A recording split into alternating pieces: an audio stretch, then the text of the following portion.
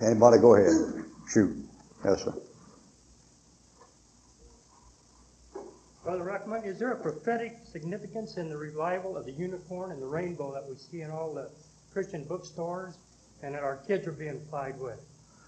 Oh, about the unicorn and the rainbow. First of all, get Psalm 22, one hand, and then get Genesis chapter 8, the other hand. And then with your third hand, pick up Revelation chapter 10.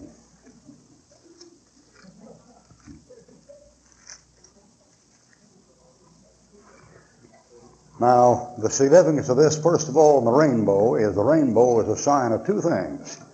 First of all, it's a sign of peace on earth and God's covenant to bring peace on earth. And because of this, it's a picture of the second coming of Christ to bring peace on earth. In Genesis chapter 9,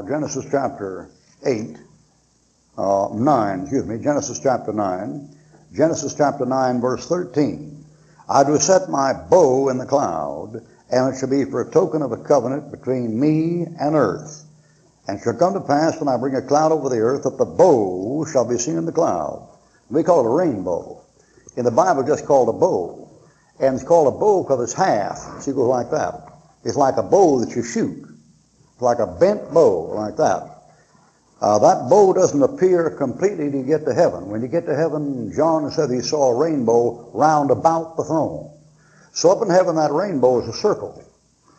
If you want to see that, you see it best on a plane. If you find a plane about 22,000 feet and look down the cloud below you, you'll see the shadow of the plane going across the cloud, and there's a rainbow around the plane.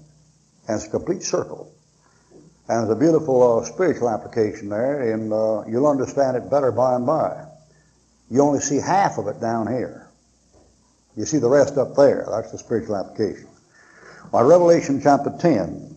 Now this thing here takes place right at the end of the tribulation. Revelation 10:1. I saw another mighty angel come down from heaven, clothed with a cloud, and a rainbow was upon his head, and his face was as the sun, and his feet as pillars of fire. It matches the description of Christ in Revelation 1. And he cried with a loud voice as a lion roars, 3, like Christ. And he takes possession of the land and the sea, verse 2 and 3. And that's a preview of the second advent of Christ. So it's a picture of Christ coming back and bringing peace on earth and God settling the thing with man. Now the trouble with it as you see it now showing up is, of course, it's a counterfeit. Everything right now is a counterfeit of something that's going to take place later on. Whether you ever thought it or not, but all the false doctrine taught on this earth is the truth misplaced. Here's a Jehovah's Witness, 144,000 saved. That's right, but not now in the tribulation. Here's the Seventh-day Adventist. You're supposed to keep the seventh day holy. That's true, but not now in the millennium. So all that stuff is misplaced. Now that rainbow is misplaced. The rainbow right now, as it's showing up, is a picture of a one-world religion of humanism that's going on. And it's a sign of that one humanistic religion, which is connected with Satan and some things. And I've forgotten the names of all the people connected with it, although I've read several books on it. And that thing is being promoted in all the news media. And that rainbow will pop up more and more. It'll pop up on television. It'll pop up in advertisements. It'll pop up in everything. But of course, when they use it, they're talking about the bringing in of humanism under man as a god, and that'll be the Antichrist. The world never could get it right. Psalm 22. Now the unicorn's mentioned here in verse 21. And I'm beginning at verse 20, and this is Christ on the cross. Psalm 22 is Christ on the cross. Notice 22:1. My God, why hast thou forsaken me? See, it's Christ on the cross. Now, with any doubt in your mind about it, look at verse 17. I may tell all my bones. None of the bones are broken. They part my garments among them and cast lots upon my vesture. It's Christ. And Christ on the cross mentions all these animals. For example, in verse 12, bulls of Bashan, he says. Then he says in verse 20, the power of the dog. Then he says in 21, the lion's mouth. Then he says in 21, save me from the lion's mouth, thou hast heard me from the horns of the unicorns. Unicorns, plural. Now, the classic unicorn is a horse with one horn in the middle of his head. And that's what appears in all the drawings, the medieval manuscripts and scrolls. And the problem comes up, how come we never seen one, and where are they, and this and that? Let's take one more reference, and we'll try to get this stuff together. Numbers. So back to Numbers. And here's a prophecy on the strength of Israel, given by Balaam. Numbers 24, verse 7.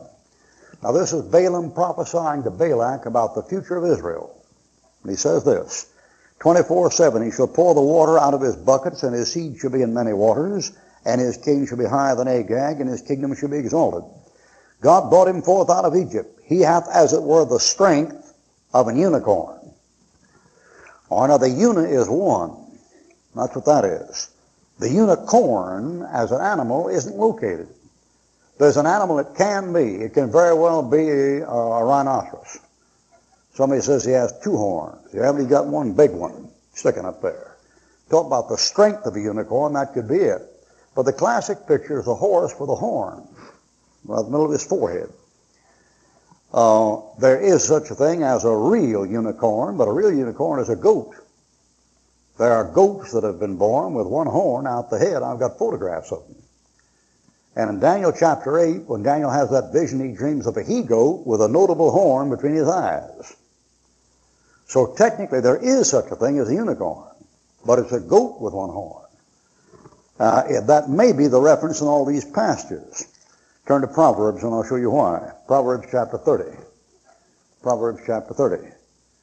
Proverbs chapter 30, verse 29. Proverbs 30:29. There be three things which go well, yea, four, comely and going. A lion, which is strongest among beasts, and turneth not away from any. A greyhound, and he-goat also, and a king against whom there is no rising up. Now that he-goat there in Proverbs is mentioned in Daniel as a he-goat, and Daniel, that big horn between his thing there is the first king, and that first king is Alexander the Great, one of the greatest types of Antichrist in the Bible. So there's somewhere there the unicorn represents a one-horned goat, a one-horned horse, or a rhinoceros, and represents the picture of the Antichrist as far as power goes. Now the last possibility is this. Well, there are two other possibilities. The first possibility is there exists up in heaven unicorns. When old Elisha sees Elijah caught up in the chariots, he says, my father, the chariots of Israel and the horsemen thereof.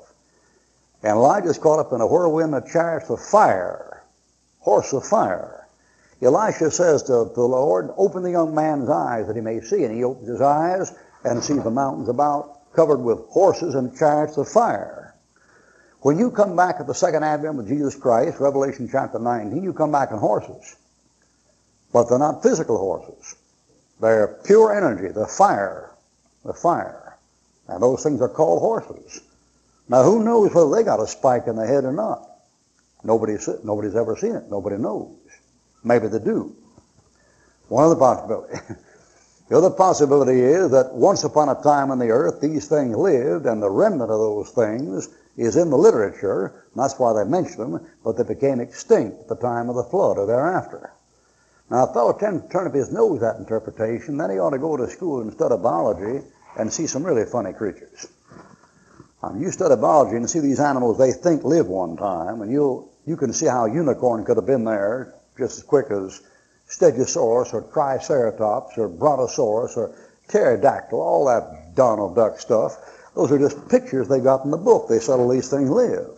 Well, let me tell you something. If those Stegosaurus and Brontosaurus and Pterodactyl and all that bunch could have lived, believe me, you sure could have had a horse with one horn on it.